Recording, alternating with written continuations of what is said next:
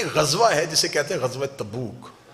ये वाहिद जंग है इस्लाम की जिसमें सारे गए हैं और रसूल अली को नहीं लेके गए। जब रिसाल से मामा ने कभी जंग के लिए जाना है, सब गए, सब ने तलवारें उठाई, जंग का सामान उठाया, फौरन घोड़े छोड़े निकाले, तैयार हो गए। जब ऐन तैयार होकर काफिला जाने लगा, रसूल ने कहा या अली आपने नहीं जाना। बंदों ने कहा या रसूल अल्लाह जाना जंग पे ही है लड़ना ही ना। रसूल ने कहा हाँ लड़ना है। तो अली, उसने कहा नहीं अली ने नहीं जाना।